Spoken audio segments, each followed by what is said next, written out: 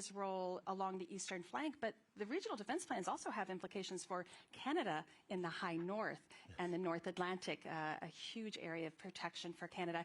Help us understand what these regional defense plans will mean for Canada, and how do you as Prime Minister, convey this to your citizens, how important this is to their security? Well, I think one of the things that our citizens across all our countries are understanding right now is the world is changing, and not necessarily in reassuring ways.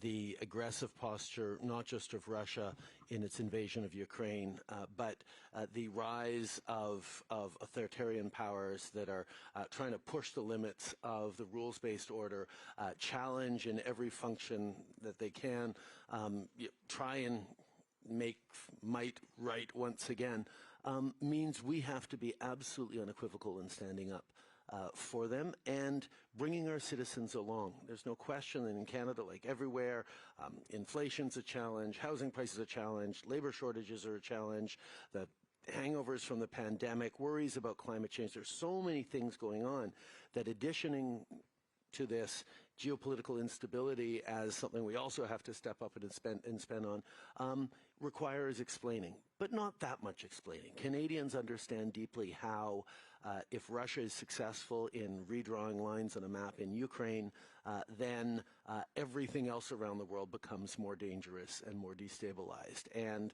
people are now fully convinced that what happens on the other side of the world does have an impact on them. So Canadians have been extremely supportive of the close to $8 billion that we've invested in military, financial, and humanitarian support to Ukraine over the past short while.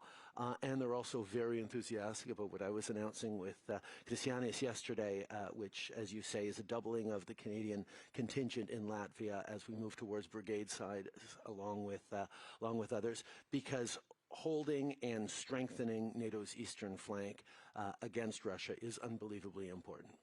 But just last summer, I was up in Cambridge Bay, Nunavut, which is one of our more northern communities, with Jens Stoltenberg to talk about the posture around the Arctic and how Canada is continuing to make investments in not just in military in the Arctic, but in Arctic sovereignty, which for us goes through the people who live in the Arctic.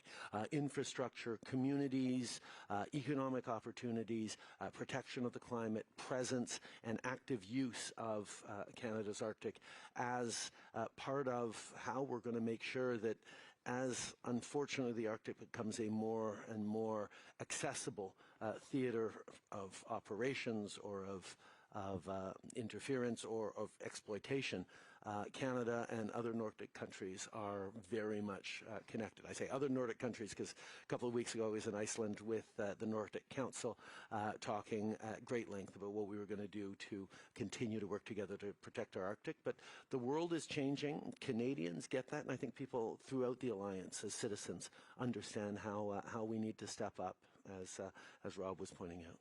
Absolutely. Prime Minister Kershaw, I'd love to hear from your perspective.